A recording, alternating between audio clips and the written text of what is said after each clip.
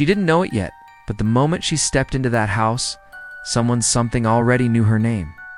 That was the hook that would snap back hours later. But right then, Alina Brooks just felt the ordinary kind of fear, the kind you get when you're alone at night in a place that doesn't belong to you.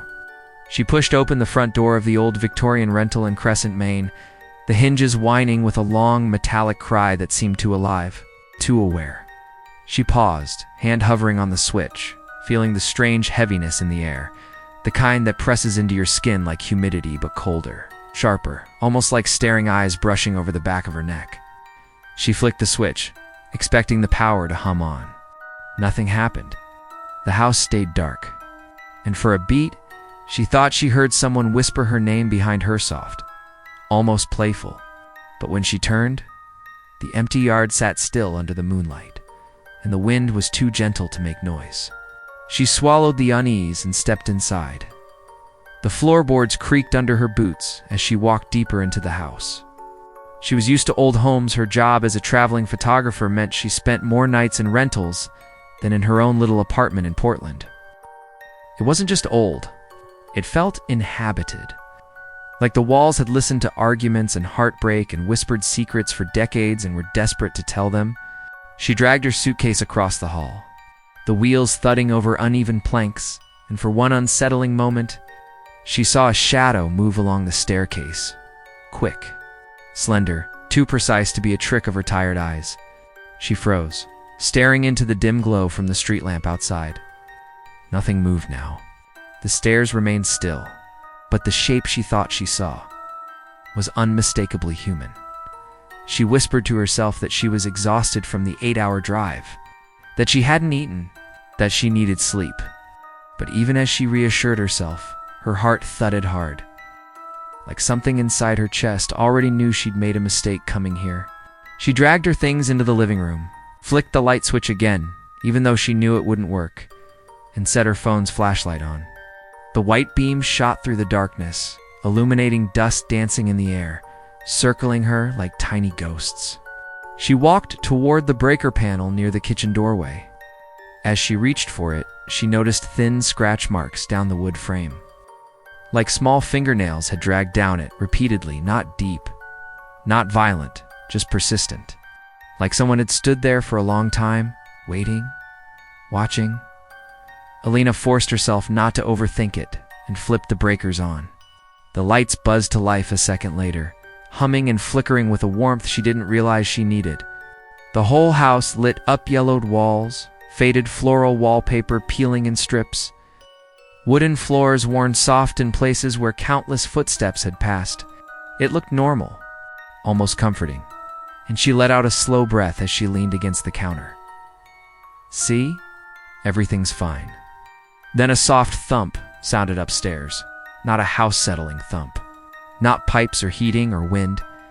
It was too deliberate, too heavy, like a footstep.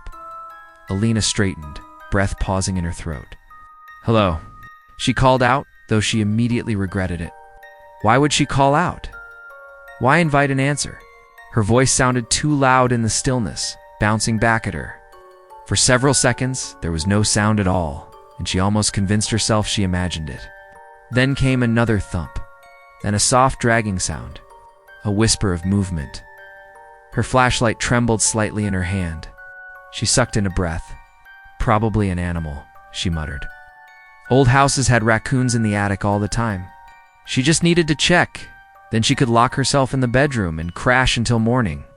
She grabbed a broom because somehow that made her feel better and climbed the stairs, each step creaking as if protesting her decision. The air grew colder with every step, her breath turning faintly foggy even though it wasn't that cold outside. She reached the top landing and swung the flashlight left and right. The old hallway stretched long and narrow, lined with closed doors.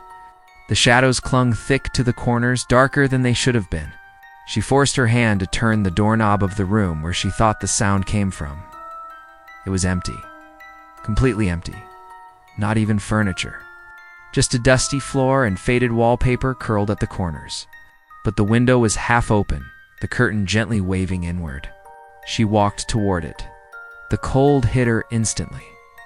She reached out to close the window, and froze when she saw the reflection in the glass. Someone stood behind her. A woman. Long black hair covering half her face, white dress stained at the hem. She was so close, her breath should have touched Elena's neck. Elena spun around, swinging the broom. Nothing. Nobody. The room was empty again. Her heartbeat slammed through her chest so hard, it hurt. She backed away, one hand clamped over her mouth, trying to steady her breathing. She wasn't imagining that. She couldn't have hallucinated someone that clearly. She forced the window shut, locked it, and stumbled backward into the hallway. That's when she saw Aitin, the dusty floor outside the bedroom. A single bare footprint.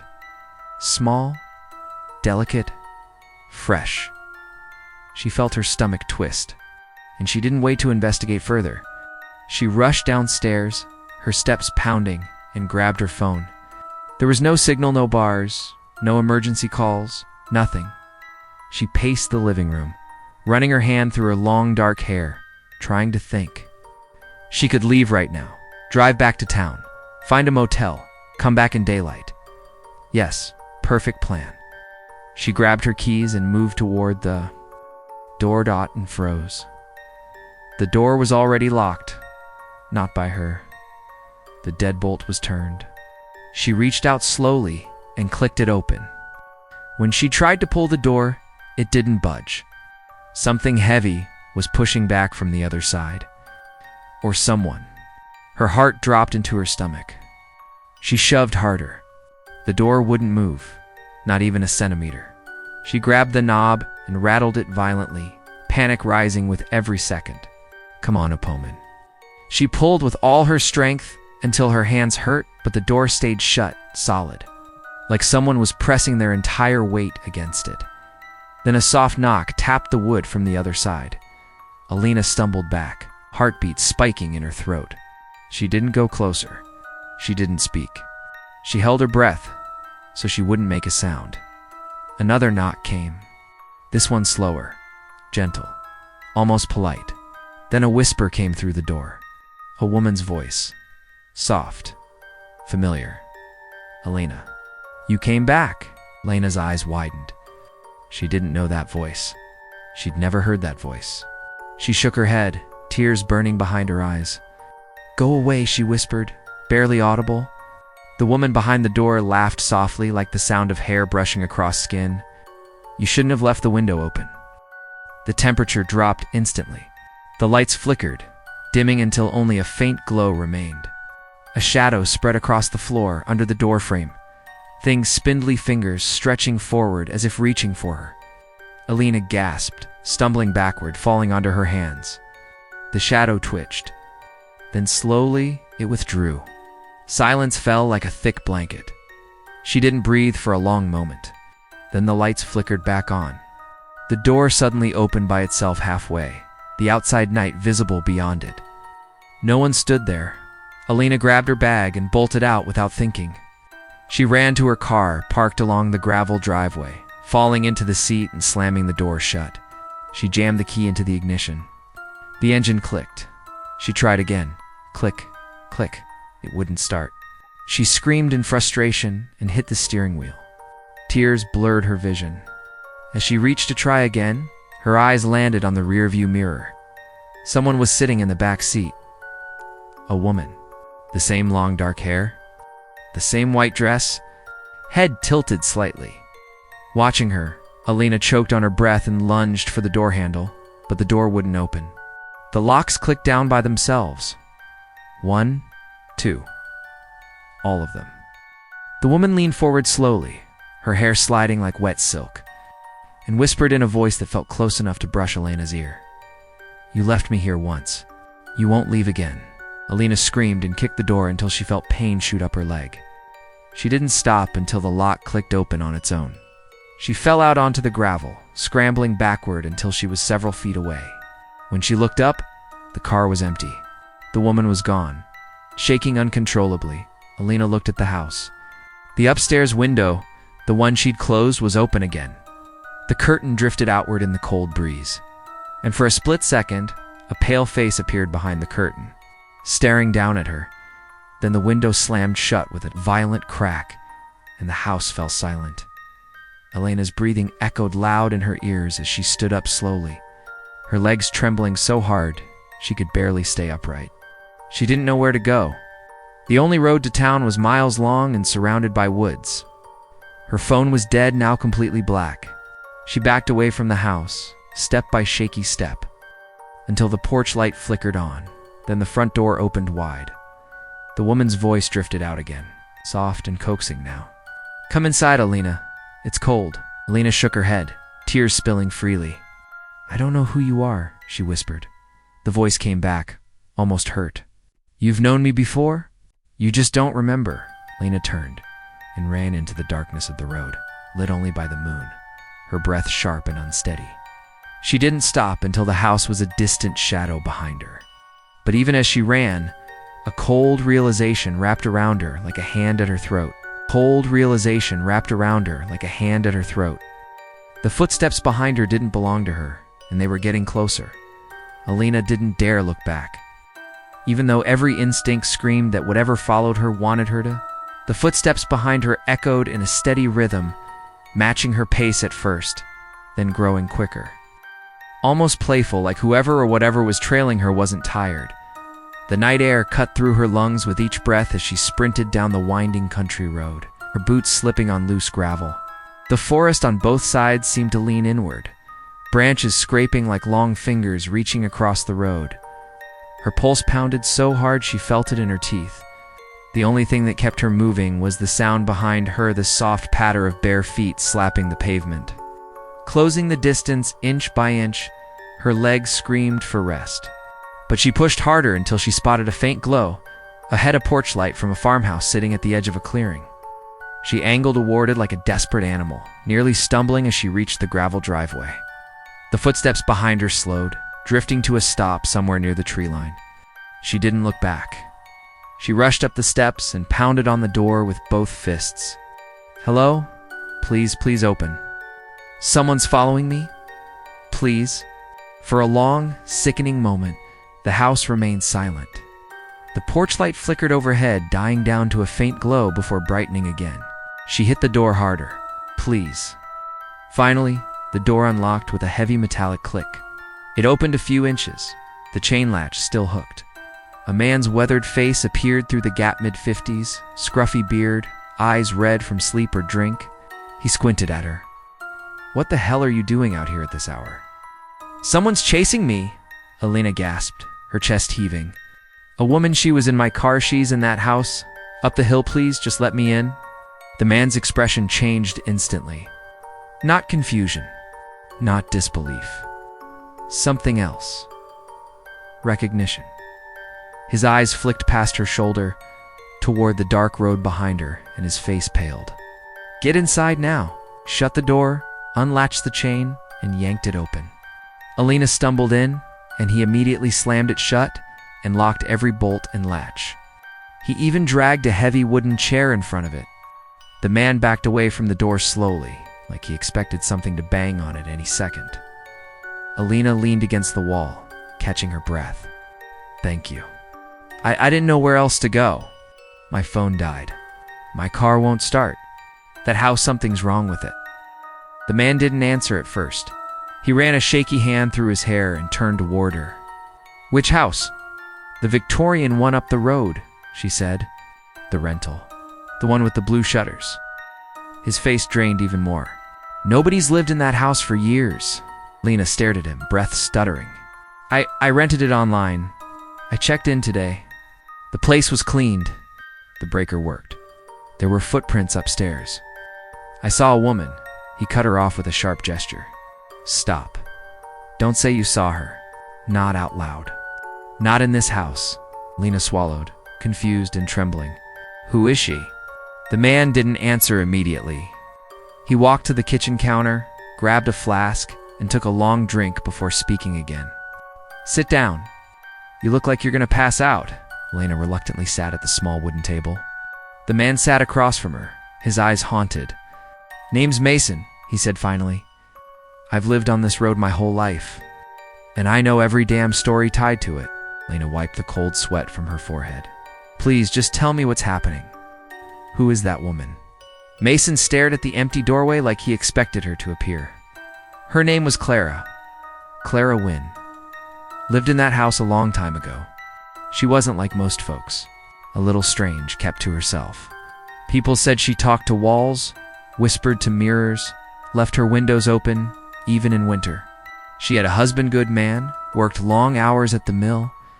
One night he came home and found Clara standing in the upstairs bedroom, staring at the doorway like she was watching someone who'd just walked in.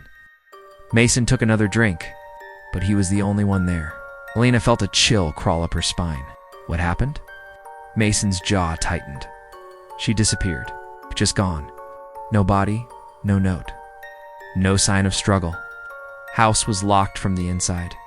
Her husband searched the forests for weeks. People said they heard her calling for him at night, but nobody found a damn thing. After a while, folks started seeing her. Always in that white dress. Always near the house. Lena shivered. So people really saw her? Mason nodded slowly. And the ones who claimed they saw her up close. None of them stayed in this town for long. The house was boarded up, sold, boarded up again. Nobody lasts there. A couple years back, some tourists tried staying there. They found him on the road the next morning, barefoot, shaking, staring at nothing. He never said what he saw, just left. Never came back, painful, not twisted in Elena's stomach. So why was the house listed? Why did it look normal? Mason leaned forward, voice low. Because that house doesn't stay empty. Clara won't let it. Lena swallowed hard. She said I left her. She acted like she knew me. Mason's face darkened. That's how she gets in your head. She makes you think she knows you. Makes you think you owe her something. Makes you feel like you've been there before. Lena looked down at her shaking hands. But I've never been here. I've never. A sudden thud shook the wall behind her. Alina jumped to her feet, nearly tipping her chair. Mason's eyes snapped to the window. The curtains swayed slightly, though the window was closed. Another thud came, this time against the front door. Not loud, soft, gentle, like the knock she'd heard.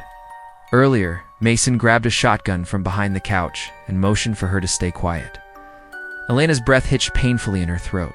A cold draft swept through the room despite all doors being closed. The air smelled faintly of something at earth, old flowers, and something metallic. Then a faint voice drifted through the door. Mason, open it. I need to come inside. Elena's blood froze. That was her voice. The exact same voice she'd heard outside the house. But Mason didn't move. He didn't blink. His knuckles whitened on the shotgun. A soft giggle echoed through the walls. Moving from the foyer to the kitchen to the ceiling above them like she was gliding through the house itself. Alina pressed a hand to her mouth to stifle a sob. Mason whispered, "Don't answer. Don't acknowledge her." But the voice came again, this time from right behind Elena's chair. "Why are you hiding from me? You were with me before?" Lena clutched the edges of the table, her entire body shaking. Mason raised the shotgun to ward the sound. But there was nothing, just empty air in the faint rustling of something unseen brushing past the wooden table leg. The lights flickered, then went out entirely. The house plunged into darkness. Alina grabbed Mason's arm instinctively. The air grew colder, heavy, suffocating. Mason clicked on a small flashlight and swung it around. The beam caught something near the hallway, a woman standing at the end of it. Her long black hair dripped down her shoulders as if soaked with water. Her white dress clung to her, stained with dark patches. Her feet were bare and bruised. She stared at them with a tilt of her head too sharp, too unnatural. Mason lifted the gun. "Stay back," Clara smiled. It wasn't human. It stretched too wide, too slow, like her skin was bending against its will. "You can't keep her from me." Alina backed into the kitchen counter, breath trembling. Clara's eyes, dark, hollow pits locked onto hers. "You left me once," she whispered. "You won't do it again." Mason fired. The gunshot exploded through the house.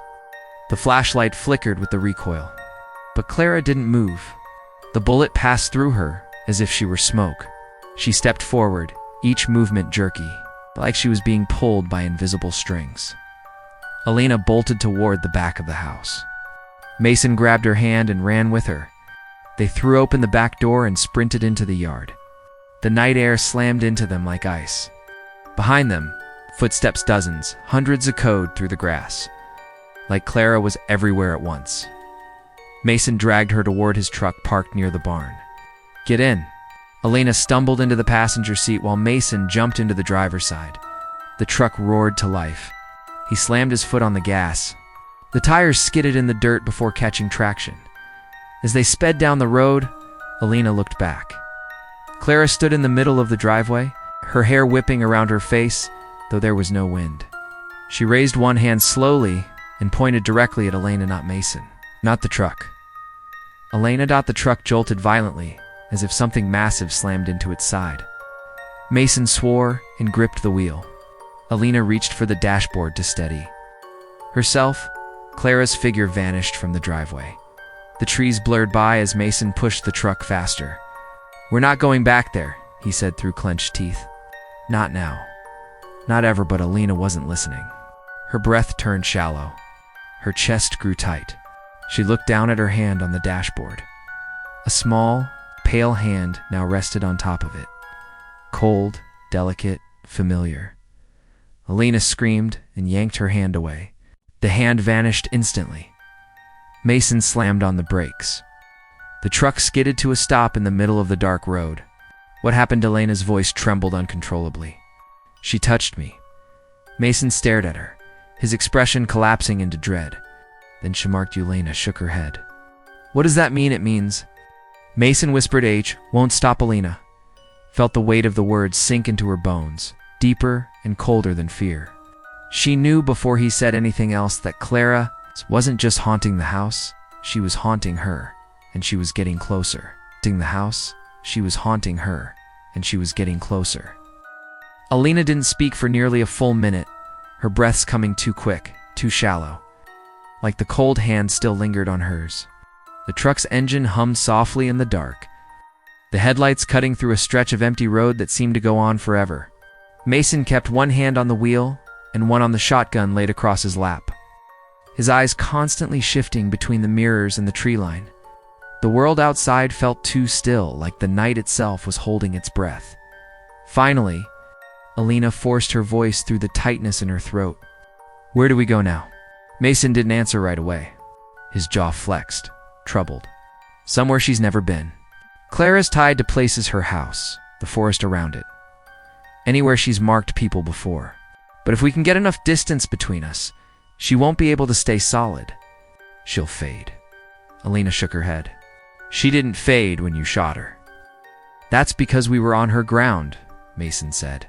"But if we outrun her, get outside her reach..." A loud crack erupted from the back of the truck, like something slammed against the tailgate.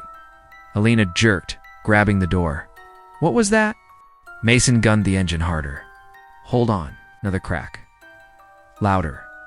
Then the sound of something scraping metal, dragging its nails along the back of the truck like a child tracing patterns in the dirt. Elena's heart hammered. "She's here." "No," Mason muttered. "Not her. Something she sent." The truck fishtailed briefly before regaining traction.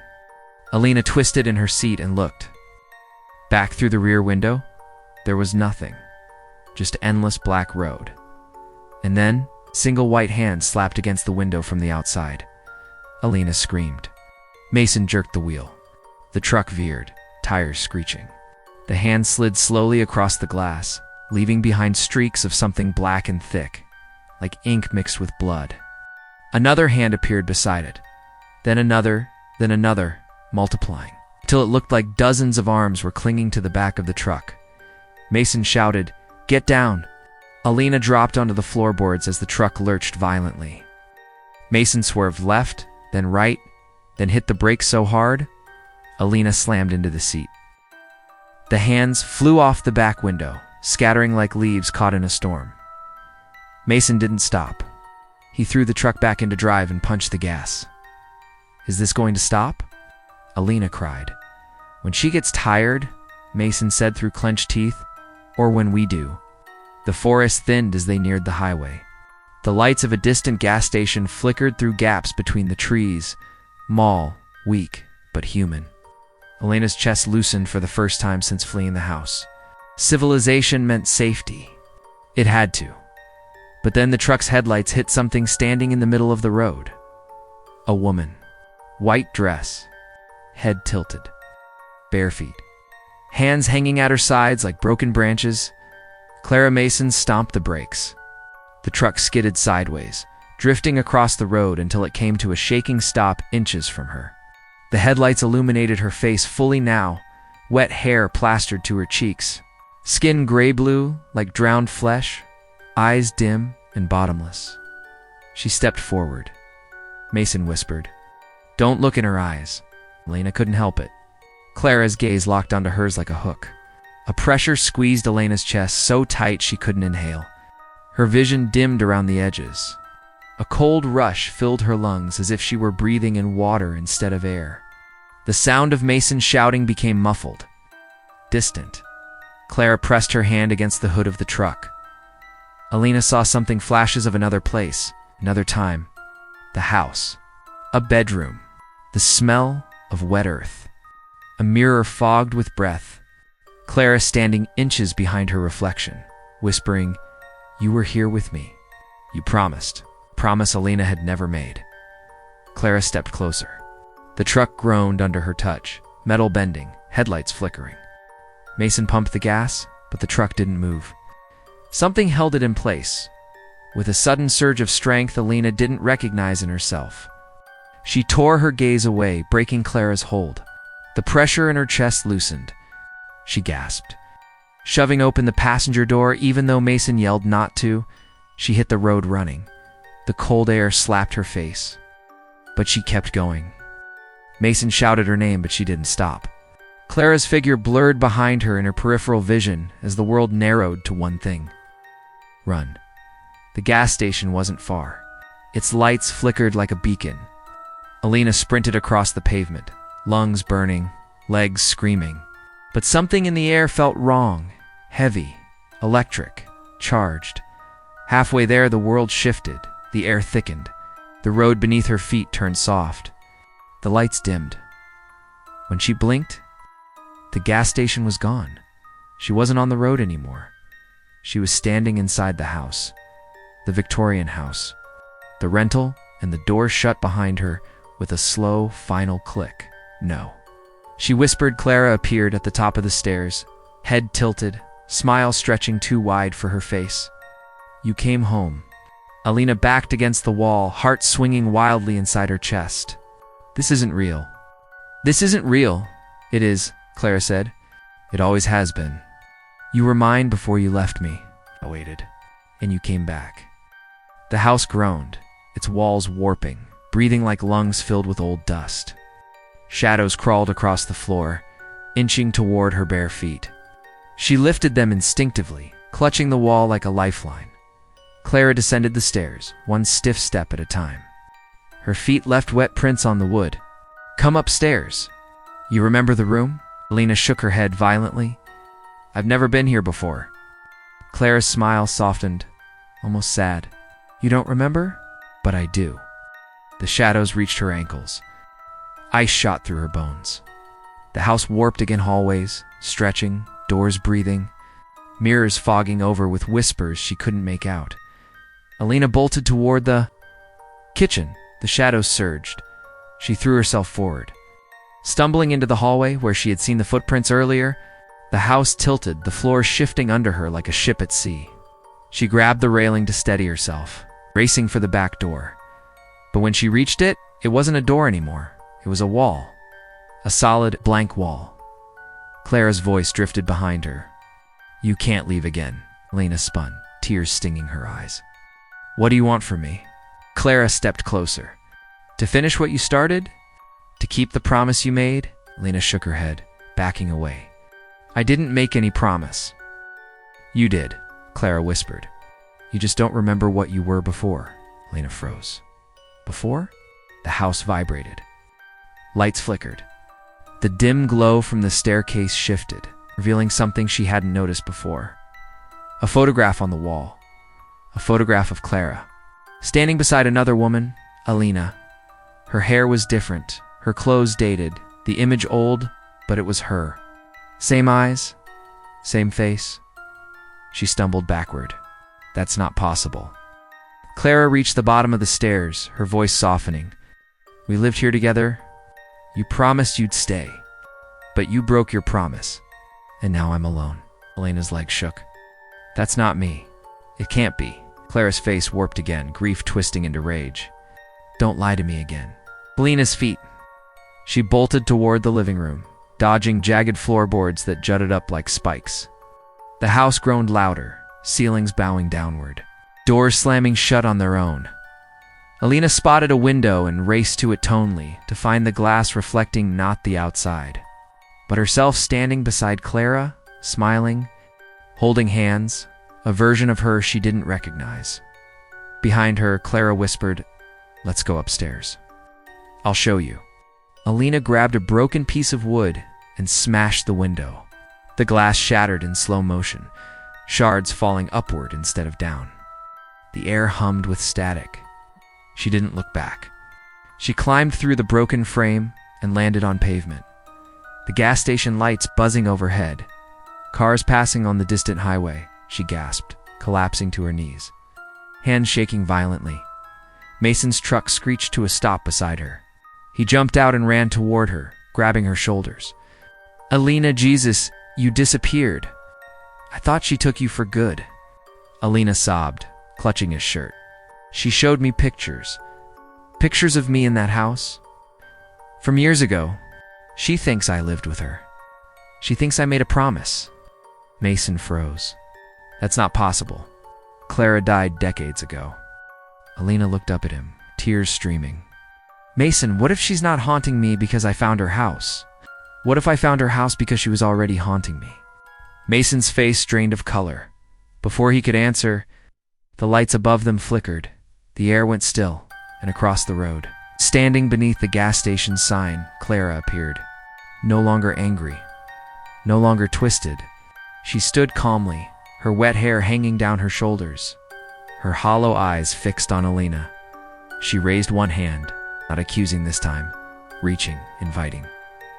The ground beneath Elena vibrated slightly, like something beneath the pavement stirred awake. Mason whispered, "Don't move." Clara's voice drifted across the empty lot, soft and echoing from everywhere at once. You made a promise, and promises don't die. Gas station lights blew out. Darkness swallowed everything. And the last thing Elena saw was Clara's pale hand slowly, extending toward her through the dark. Come. Home, everything went black. She was haunting her, and she was getting closer. Was haunting her, and she was getting closer.